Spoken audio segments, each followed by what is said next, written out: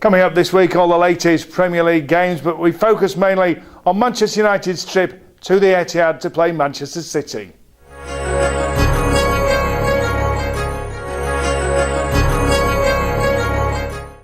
Well, welcome along to this week's preview of the Premier League games on Titanbet.co.uk. 3 big games to look at, but we start at the Etihad Stadium on Sunday when Manchester City take on Manchester United.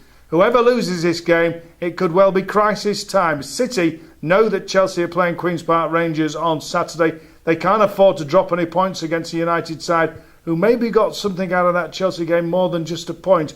A last-minute equaliser celebrated at Old Trafford as though they'd won the league. Maybe they think they've turned the corner. For me, Sergio Aguero is going to provide too much for City, with Torre in the middle as well, powering through. I think City are going to do them. United at the back, going to get done on penalties. The ref will be watching them drag the City defenders to the floor on the corners. And for me, it's going to be a City win, 3-1. I'm joined this week by Aidan Perkins, for want of anybody else better. So he's going to tell us what he thinks. Aidan. Well, I'm going to disagree with you a little bit. I think the 1-1 draw that United got against Chelsea could just be something that kickstarts their season, Nick. Yeah, they did celebrate it like it was a victory that was going to win them the league.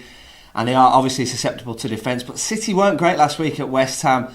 And United have got a bad record in the derbies. Last season they lost both of them. They're going to be up for this game, Manchester United. Louis van Gaal's first Manchester derby as well. I just got a feeling that Manchester United are going to get something out of this. I'm not going to say they're going to go and get a victory, but I can see them at least getting a point.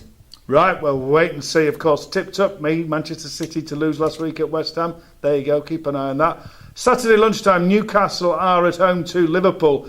Crisis club. Which one? Newcastle or Liverpool? Newcastle have had two wins on the bounce. All of a sudden, things aren't going too badly. Liverpool, though, can't score to save their lives. Everybody playing well who was signed by King Kenny Dalglish, but Brendan Rodgers' signings, Mario Balotelli, isn't exactly pulling out all the stops. They're desperately missing Daniel Sturridge. I predict their lack of goals will continue against a Newcastle side that are not exactly resurgent in form, but I think they're going to pick up a couple of wins and it's going to help them on Saturday. I reckon a 2-0 victory to the Magpies. Yeah, I mean, 2 big results for Newcastle in the last couple of weeks. I mean, the victory at Tottenham was unexpected.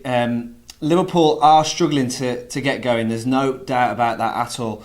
They really struggled to break down Hull City at the weekend. It was only in the last sort of 15-20 minutes they actually looked like scoring. I don't think the Hull goalkeeper had a save to make until stoppage time.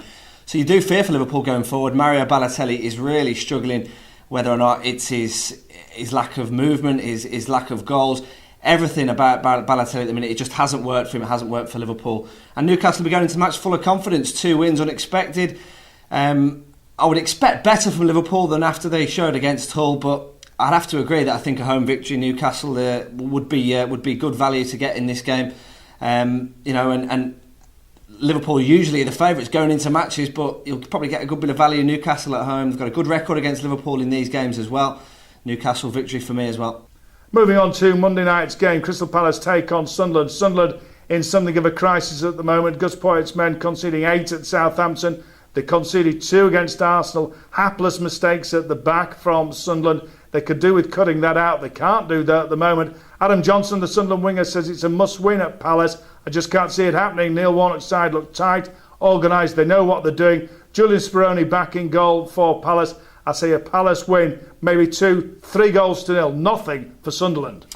Yeah, I mean, Sunderland, they've had 2 tough games, haven't they, without a doubt. Terrible against Southampton when they lost 8-0, and then defensively against Arsenal last weekend, 2-0. I just think that they're going to get something right sooner or later, and it may not be particularly appealing to many punters, but I think Sunderland could go to Crystal Palace and get a victory. Ha ha, fool! We'll move on. Arsenal take on Burnley Saturday afternoon, 3 o'clock, 8-0 Arsenal. I don't think it'll be 8-0. I think it'll be a comfortable win for Arsenal. Burnley really obviously struggling to adapt to the Premier League. Arsenal will win comfortably. Won't be 8 though. We'll wait and see. Chelsea, QPR, 9-0 Chelsea. It won't be 9-0. Chelsea will absolutely run away with the game, but they'll probably play within themselves. They've done that a lot this season at home, Chelsea. They'll get 2 or 3 up, they'll ease off the gas, and it'll be another convincing win. But they can always do better, Chelsea. They're not, they get to a certain point, And if they want to score more goals, they just think that there's no need. Opportunities half-time and full-time in both those games, I would have thought. Elsewhere, Everton take on Swansea. Roberto Martinez against his former team. Swansea look good on the ball. They'll make it difficult for Everton, but I predict Everton have turned a corner now, and 2-1 for me. Yeah, Romelu Lukaku looks in good form, and Samuel Eto'o as well scored 2 at Burnley. Those two to score, obviously be short price, but I would expect an Everton win, and if those two are in form, you've got to back players in form. Excellent. Hull against Southampton also at 3 o'clock. Hull did well at Liverpool last week. Almost conceded at the last minute, but they're going well under Steve Bruce. Southampton, though, what a revelation. Sell everybody in the summer, start again, and doing even better than last season. So Southampton for me, an away win, but close, maybe just by a goal. I think it's got a draw written all over it, this, because Hull are a difficult side to break down. Southampton only scored 1 last weekend. I can see it being tight. I can see it being a point apiece here. Stoke against West Ham. Stoke, mixed season for them. They're not the easiest side to watch. West Ham, fantastic. They can't stop scoring. But Sacco looks as though he's going to be out injured. It's going to be a late thing for him. So we'll wait and see on that one. With Sacco, I predict West Ham will win. Without him, I'm going for a draw. Tough place to go for the Britannia Stadium. For any team, West Ham in good form.